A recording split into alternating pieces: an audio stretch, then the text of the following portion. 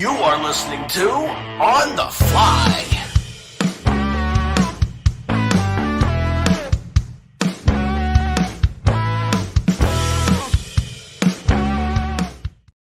What's up, guys? On the Fly. Look at him dancing to the music up there. On the Fly is back again. It's that Thursday night, 8 o'clock. And you know what that means. Usually it means I've got a special guest in here. And tonight, making his, get this, Andy Vander, third appearance on the show. Third appearance on the show. Sorry, Sorry. Annie. Sorry. Yeah, you got to say sorry because you'll be in the doghouse. But anyway, making his third appearance on the show and his first appearance talking about his country music superstar career that's going on right now. Mr. Brian Meulen. How you doing, Brian? I'm good. Thanks for having me, Stevie. Yeah, I'm really excited to be here and third time. And yeah, we didn't get to talk about music the last couple, so Well, this is we new, talked about right? music. We talked about music. We just didn't talk about yours because the last time you Just were not on, we my talked. music. Yeah, last time you were on with me, you, and Jim, we talked about 3 hours about music. So Yeah, uh, we talked about a lot of stuff. yeah, we were on for a while with this. Um, Tonight though, it's all about Brian Meulen. It's about his newest single, not his debut single, like I put, guys. That was my fault. That was a mix-up. This is not his debut single. This is his second single. His first single was "Heaven in the Country." You guys need to check that one out. We didn't have him on for that one, but we managed to get him on for "She Left Me with the Whiskey." That just came out Yeah. last week. Yeah, Friday. Yes. Yeah, last Friday. So you guys know what when music used to come out on Tuesdays. Now new music comes out. All new music comes out on Friday. So, uh, but check it out, and we're going to talk to him about a little bit more about that. If you're a fan of like the old fashioned country music sound, like Merle Haggard stuff, this is right up your alley. But before we get to that, we're going to talk a little music news, just a little bit of stuff up here. Um, guys know I've talked about it on the podcast before. I'm a big Heart fan, have been for a long time, and they finally, after a little tiff they had over the last couple of years where they weren't together, they didn't want to be together. They finally made up and are out on tour, but now they have canceled the upcoming European leg of their Royal Flush Tour for singer Ann Wilson to recover from a time-sensitive but routine medical procedure. It says the band was slated to visit Europe from June 20th through July 12th, performing a handful of festivals and headlining shows. They announced a cancellation in a statement on social media. This is the statement here. We regret to inform you that all upcoming Heart performances in Europe are canceled. In late May, Ann Wilson will undergo a time sensitive but routine medical procedure for which the minimum recovery time is 6 weeks. Hart deeply regrets this unfortunate circumstance and hopes to return to Europe soon. Refunds will be available at point of purchase as applicable. I don't know. This sounds kind of, I don't know. I don't know if it sounds like they're going out of their way to make routine but time sensitive, and it takes 6 weeks. I don't know what could be going on with her. I don't know Yeah. if it's I female don't I things or yeah, I haven't what. heard anything. I mean, could be anything, Yeah, appendix, tonsils, something, something that's routine. That'll take six, maybe a hernia. I don't know. if she got her tonsils out, good lord, she's in her she's got to be close in her 60s now. Yeah, you So never know. I mean, maybe gallbladder. I mean, it could be anything it could routine, be right? gallbladder. No, Um, that's you know, yeah, prayers to her time though, sensitive. because that's Why that's would they always a hide what scary. it is though? Why would they hide what it is though? Eh, I don't know. Time Not everybody sensitive. wants their private life in Yeah. public, right? So But I mean, if it was a gallbladder surgery, I'd be like, yeah, I can get my gallbladder out. I'm sorry, I had to get my gallbladder out. Those things are painful. I've seen my dad went through that. He said that felt just like having a heart attack all over again. So those things are yeah, painful. But hopefully, they were. I know they had Cheap Trick out on the road with them for a little while. Uh, they were headlining with support from Cheap Trick, and now they're supposed to open for Def Leppard and Journey in a few places. So that would be Uh, cool to. Uh, that's a good lineup there. Def Leppard, Journey, and Heart. Heck Speaking yeah. speaking of old '80s bands, Bon Jovi. There has been with the. I don't know if you've seen the documentary yet. Uh, there's a lot. There's Yep. this brought up with, and I guess the 40th anniversary brings up a lot of talk about long time guitar player Richie Sambora may be coming back to the band, and yeah, John pretty much squashed those rumors, which you never can tell. It's kind of like I think of some of this like Kiss used to say it's never going to happen, it's not going to happen, and it happened. It's kind of like a football team saying, uh, "We've got full confidence in that coach. We're going to have him again." Yeah, that means Yeah. you're on your last leg, buddy. You better shape up, or you get ready to get shipped out. So Yeah. I don't know. I mean, I'd like to see them back together again, just one last hurrah. But and even Sebastian Bach, he's trying his best to get back in Skid Row, and they're squashing that left and right. And he just keeps pushing it on, saying, "Oh, it was a misunderstanding. I just found out about it. I'm going to get this straight." And wouldn't it be great if Bon Jovi reunited with Sambora and we went out, Skid Row went on tour with Bon Jovi with me as the lead singer of Skid Row again? I'm like, we keep reaching, Yeah. buddy. You're trying. At least you're trying. But that's just a little bit of the music news going on out there right now, guys. We're not going to get into a whole lot of that, but because we want to talk about Brian. But all right. So, like I said, not your debut single. Of No. course, head in the country. Talk a little bit about what got you into music. Um, so I played a little guitar, just kind of dabbled when I was in high school. Um, I basically just knew a couple of Metallica riffs, right? And um, I put it down. It stayed in the closet. When I got married, we sold the guitar and the amp because it was just sitting there, right? So uh, COVID came along, and I just said, "Look, I got some time now. Always wanted to learn guitar." So I did that. I learned guitar, and I was quite happy playing guitar in my room here. But Yeah. as you know, we have a rock star Annie Vander in our house, and Oh yeah. I just kind of followed some of her lead, and we were always out at her open mics and shows and doing stuff anyway. And I thought I'd use those guitar skills, uh, live. So And you then actually at started some playing. point, You actually started playing for Annie, right? well, I mean, I kind of haven't played for Annie too much, just a couple of little things here and there, open mics, stuff like that.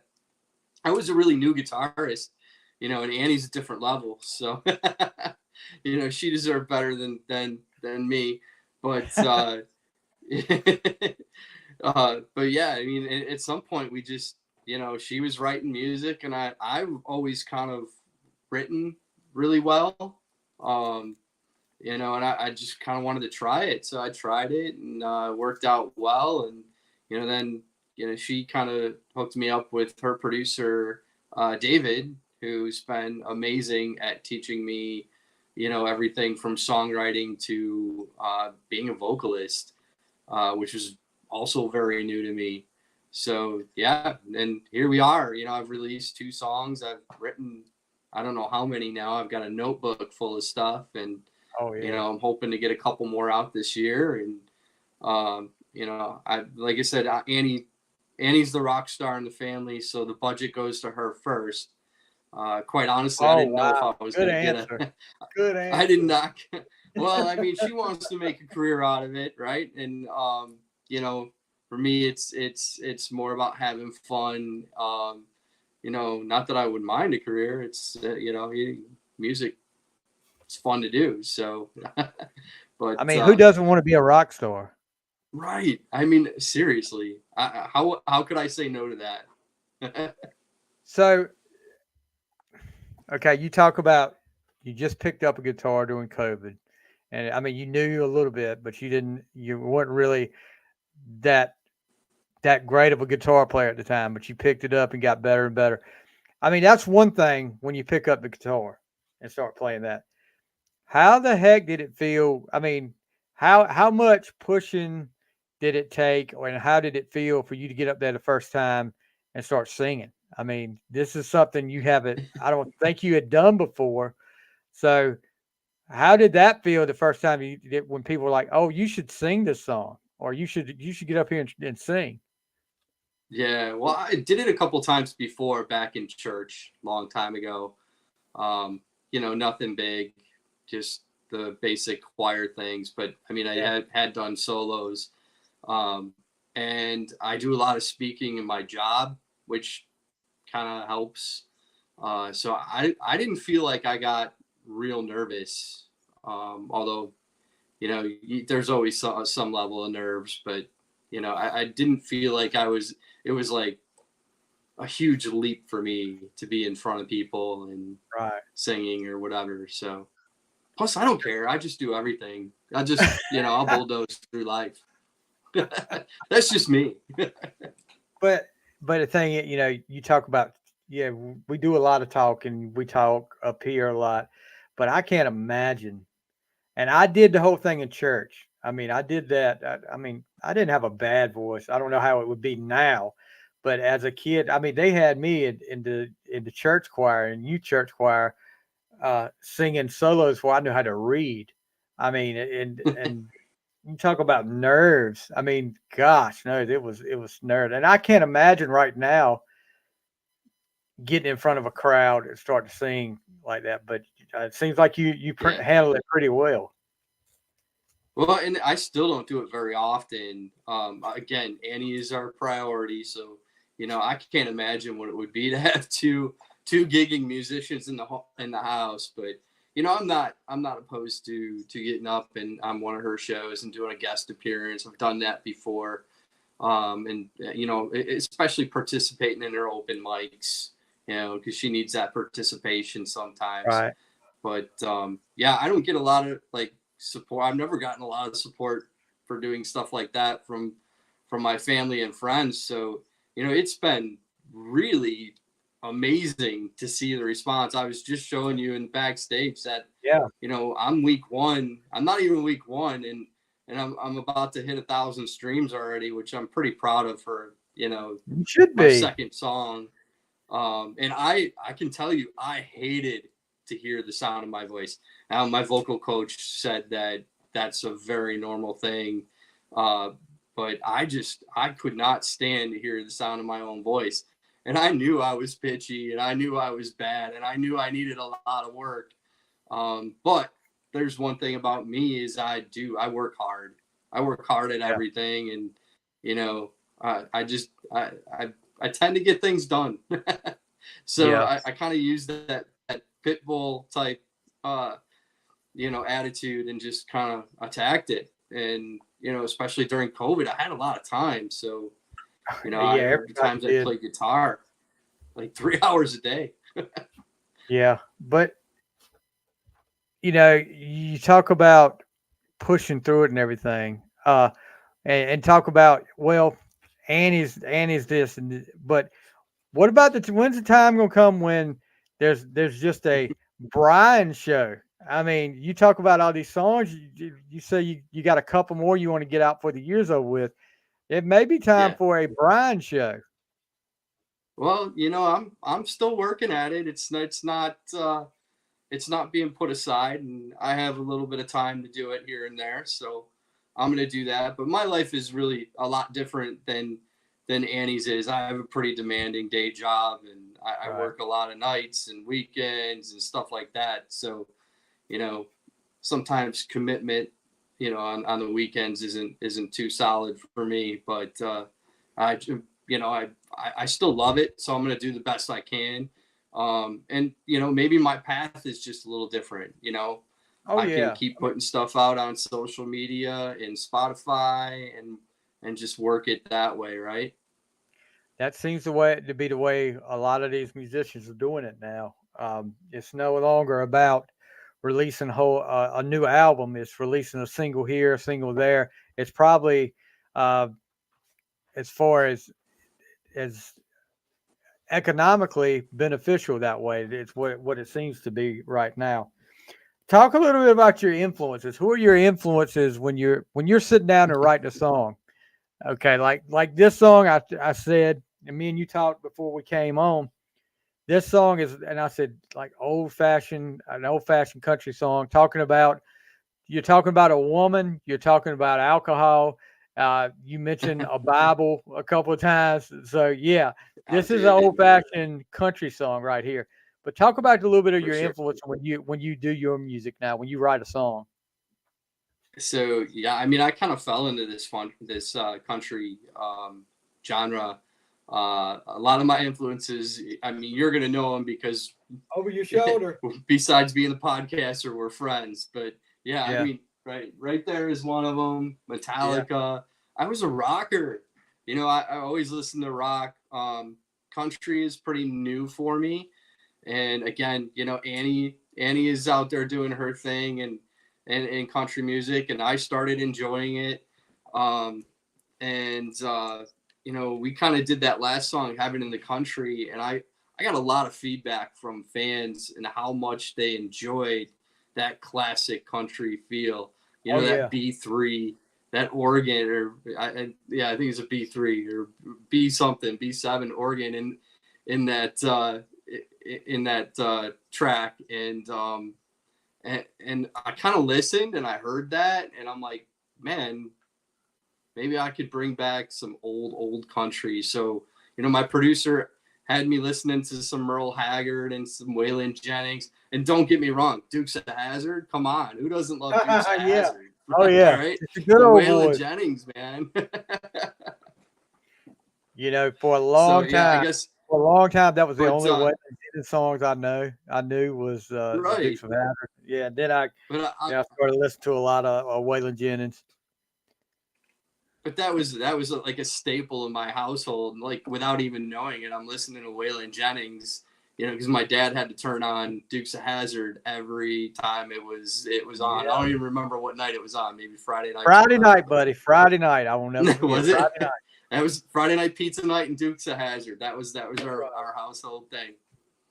But yeah, I enjoyed it. My dad was a country music fan. He still loves the Eagles. So I heard a lot of that stuff growing up without even kind of even knowing it. But yeah, at the same time, I do like a lot of the modern artists, how they mix and mesh that rock and heavy metal type, like Hardy and even some of the Maureen Wallen stuff. Maybe Yeah. he mixes a little bit R&B and dance, but I kind of like all that mashup stuff. There's a band, actually, it's a guy, and I want to say, I don't know who he was. You might know Blue Saraceno. Oh Do you know yeah, who he is? he took Blue Saraceno. If it's the same guy I'm thinking about, he Guns played with N' Poison Roses for a or while. something. He played with Poison. Poison. That's it. Yeah, because he Yes. was okay. You had CC was first, and then Richie Right. Kotzen took over, and we all know how that ended. And I think after Richie Kotzen, if I'm not mistaken, Blue Saraceno took over because there was a oh gosh, what was the name of that album? Crack a Smile or something like. I may be wrong on that name album, but he's on it. He's on one of the Poison albums, and I'll find it. But what about blues?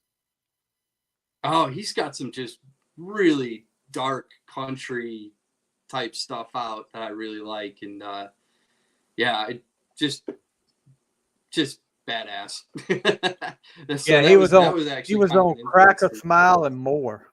That was the album he was Is on. that what it was? Yeah. Yep. So, and it wasn't a bad album. I mean, which it was around the time, but it was just at the wrong time. That kind of music was not. Poison was not the kind of music people were listening to, and then it was just not. But yeah, I didn't even know he was doing country music. I forgot. I'm gonna have to look him up now. I'm glad you said something about that. Yeah. But so let's see. We talked about the you. All right. I don't think we really got this across yet. You talked about picking up the guitar. You talked about writing songs. hmm What was? How did the decision come along to? Okay, how did you? I mean, was it between you and Annie talking? I'm sure it was some about deciding to start record. You start recording music. Um, I think I want to say in some respects, maybe Andy felt bad that I wasn't participating in what was going on. And I think she suggested it. She said, "Why don't you record something?" And I'm like, "Really? Should I do that?" And yeah, I mean, we're married. We wanna have fun together and do stuff Right. together. So, Oh yeah. she suggested it, and I'm like, "Sure. You know what? I think that'll be fun." So, you know, if I have to list an influence, she's got to be top, right? Good answer. Good answer. Last time we were on, and we were talking about This talking get me in about trouble. certain albums and like that. You didn't mention Andy Vander album. I think it kind of got you in the doghouse a little bit. But anyway, okay. So next thing I want to know about. All right, writing the song. How did she left me with the whiskey? What got in your head and said, okay, this is what I'm gonna write this on? She left me with the whiskey. How did that idea come Yeah. about? Well, it kind of progressed. So I kind of went down to Nashville, and this was, again, I didn't know if I was going to do a song this year at all, just because of the budget and everything going on with Annie. But she really wanted me to, and I wanted, after getting that fan feedback about bringing back old country. That was kind of in the back of my mind. And we went into the writing room. Well, I went into the writing room with David, our producer, and I kind of just I said that I want to come up with something like classic. Maybe it's that old whiskey theme. I know it's overdone, but you got to do it different type of thing. And we thought that this was a different way of doing it. But then when we kind of sat down and wrote it, both of us, like I stopped drinking about a year ago for some health reasons. And, maybe I didn't have quite the story that the character in the Yeah. song has,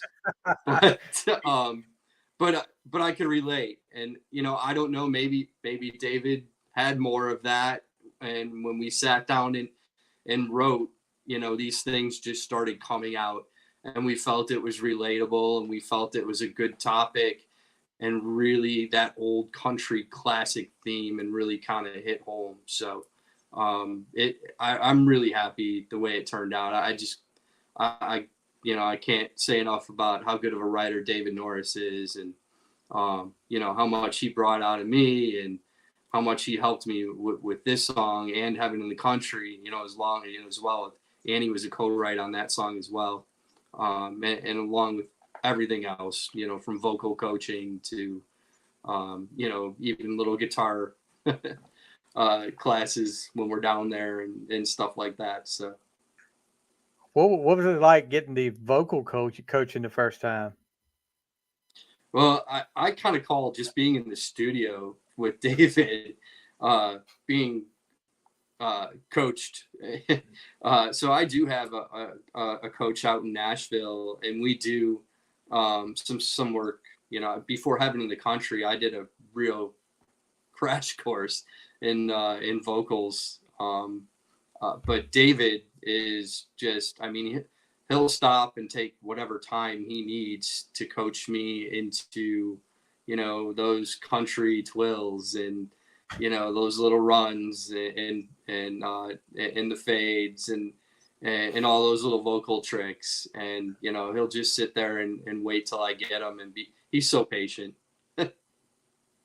Yeah, you got to have a lot of patience with stuff like that. But this Yeah, but I character, mean, when I go to no, go ahead, go perform, ahead. then when I go to perform, then I've got that stuff down. I take that away with me. It's priceless. So Yep, definitely. But the character, you talked about the character in this song.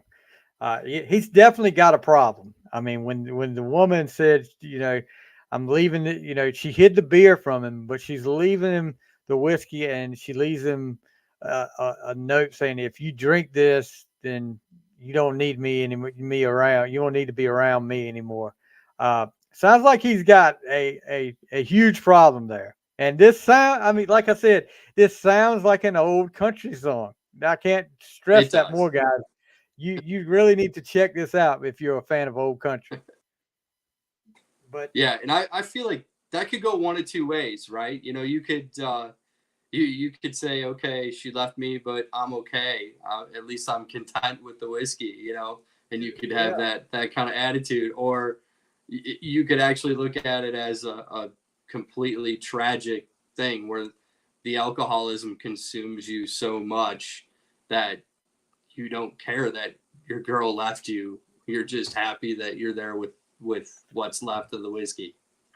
it's all in your point of view. It's all in your point of view, guys. But you know, me myself, if I guess it depends on how the relationship was going, but if I'm choosing whiskey over like somebody I'm in a relationship with, I got a problem. I got a big time problem there.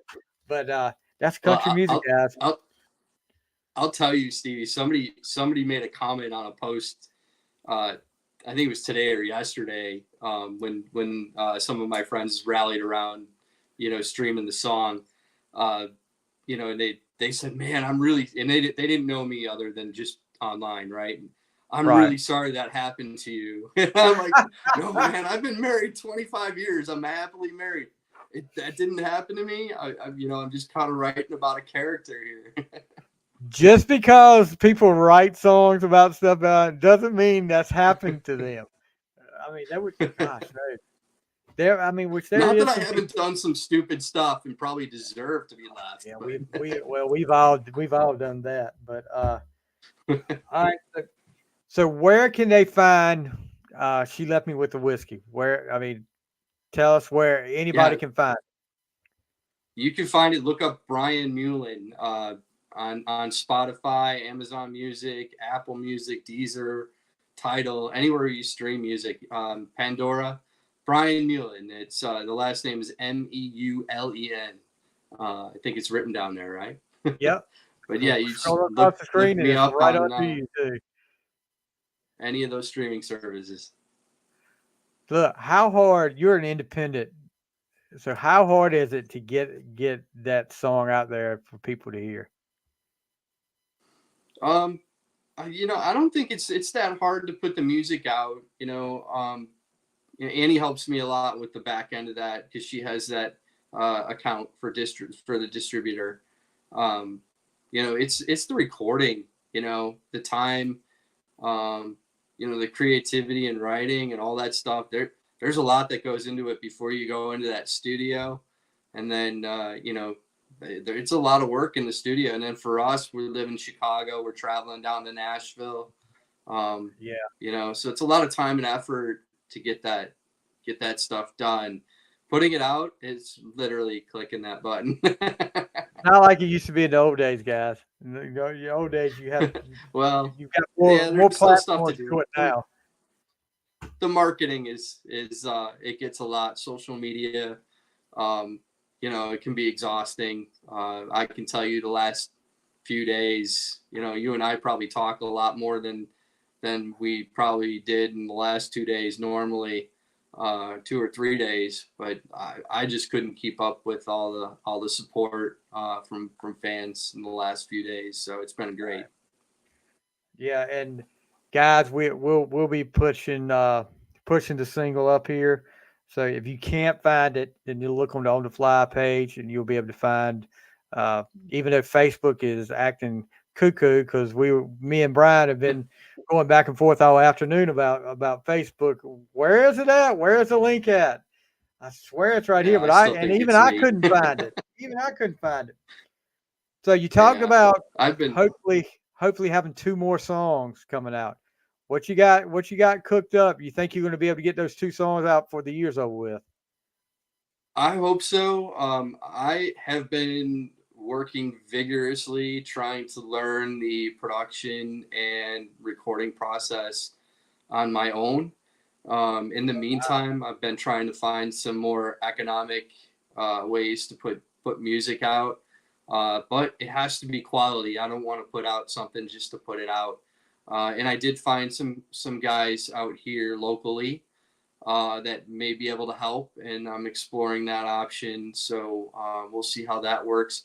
But I do have a couple of songs in the works. One about my grandfather, um, and the other one is another kind of fictional type song. Make sure you put it out there. It's fictional, guys. It's not. It didn't happen to him. 'Cause it could be something really bad, and y'all be like, "Oh God, what Well, kind of person?" it might have happened to me, but it's happened to everybody. So Okay, I got you there. So we've had you on 3 times now, and we did the 2-minute drill with you already. But we did, yeah. there's a question I'm going to add to the 2-minute drill that I'm robbing from another podcast that I'm friends with, and it's a good Oh no, question. on the spot. Yeah, Okay, I'm putting you on the spot here. It's a good question. Okay, Pop Tarts. Do you eat Pop Tarts? no. Darn. Well, you can't answer that question.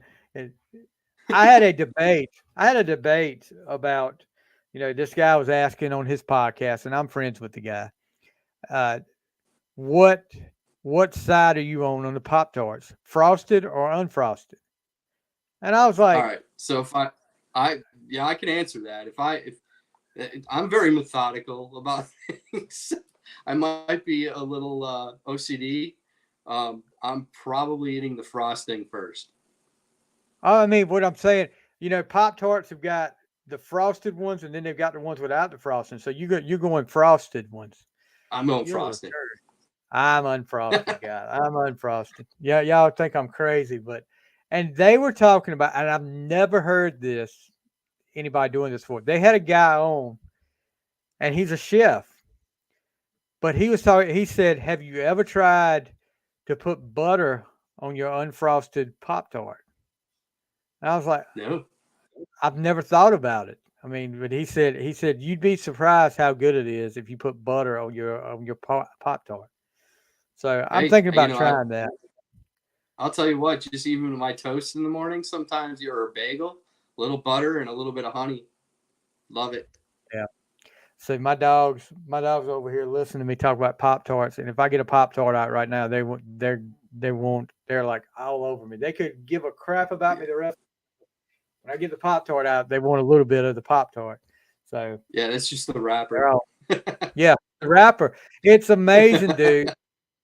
It's amazing what a cheese wrapper and a Pop Tart wrapper will get. What response you get from a dog? Because they could Right. care less about anything. But you bring that up, boy, they're shooting from another room right there on you. Okay, so let's plug it once again. Brian Meulen Music. If you want to find him, you can find him anywhere you find your streaming music. You can find him on Facebook. It's the Brian Meulen Music Group on Facebook, and that's Meulen. You see it right up there. And like I said, Brian has been a really good friend, and I think it's over a year now. We've had our anniversary now, but We have. yeah, because the first time we had him on, we did a top 10 favorite Tesla songs because Right. Annie was the reason for that. Annie was telling the story about how she got that drumhead signed for him That's back right. there. Troy, that was Troy LaKelly that signed it for you, right? Yes, sir. Yep. It was Troy. Yeah, yeah. And Yeah, and we have Tesla to thank still, Nicole too. We have to thank Nicole yeah, for that connection too. yeah. Tesla's still putting out music. I just heard them on Eddie Trunk the other day, and they were actually talking about, they got a new single coming out soon, and he asked them, "Will you guys ever put out another album?" And they were like, they didn't think so. They didn't think it was economically beneficial to them. So that No. seems to be the way it's going, guys. It's the days of albums per se, unless it's these huge artists, might be done. Like unless you're like a Taylor Swift or you're really popular in the mainstream, you may not see albums from a lot of these guys anymore. And Yeah. No, I I feel can't like, blame them. I can't say yeah. I blame them. Yeah, no, I mean you need the numbers on Spotify, and if you're just gonna drop an album, you get all the numbers at once, and then they fade, and you can't afford to put out another album again. So Look, there was something on YouTube my daughter was looking at the other night, and it was like a chart, a rotating chart of uh, all these singles that came out from like 2014 to 2023, and how many it would have like the top 10, and then they would take over. They were constantly updating as they got more views.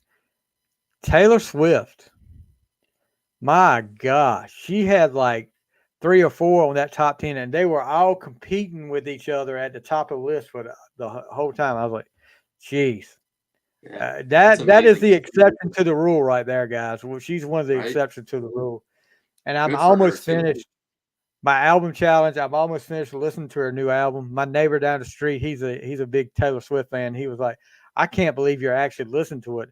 I said, You want me to tell you the truth? I can't either." But it's I'll tell you what, okay. and I don't know if Annie told you this story, but I was running sound at one of her shows. And it was probably a month ago, and she started playing a Taylor Swift song, and the bar wasn't really that crowded, but there was a bunch of bikers playing in the casino, just off the bar, and one of Oh them god. came out in his leathers and tattoos, and that big biker dude. He knew every word to whatever Taylor Swift song that she was singing, and he belted it, just belted it. And then he dropped her a tip in that tip jar and said thank you. But it was pretty interesting. Not expected.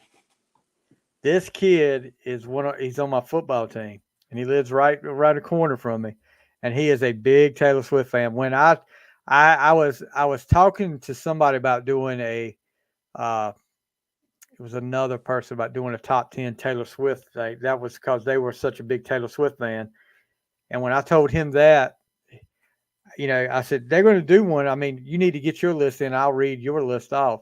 And I was like, I hope, and I told my daughter, I said, I hope he doesn't think I'm talking about tonight. But he got that top 10 back in like an hour. And I ain't talking about just a list of songs. He had the reason behind it and everything within less than an hour. So yeah, Serious he's a stuff. big Swiftie fan. Yeah. Oh yeah. All right, Brian. Uh-oh. You got directions? Getting directions? No, I said serious, and my phone thought it's. I said, what it That's thought. happened a few times. That's happened a few times to us in here too. But before I let you go, I just want to tell you congratulations. I'm sure you'll get 1,000 before the night's over with. If we have to play it 59 times over here, we'll do it for you.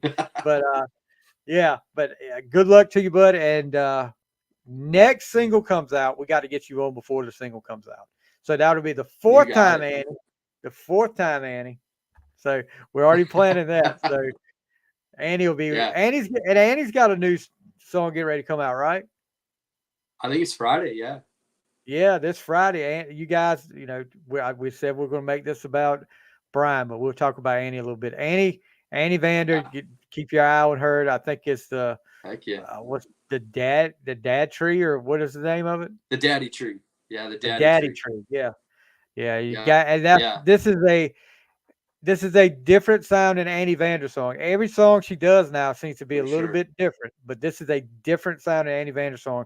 You guys look for it to coming out Friday. So Brian, thank you again for coming on the show, bud, and good luck with the she left me with the whiskey. We got some singing in the background. They must like it. I think Annie just came in the door. Oh Lord. All right, guys. You guys be sure to check out Brian Meulen. She left me with the whiskey, and we will see you next time on the fly. Thanks, Steve.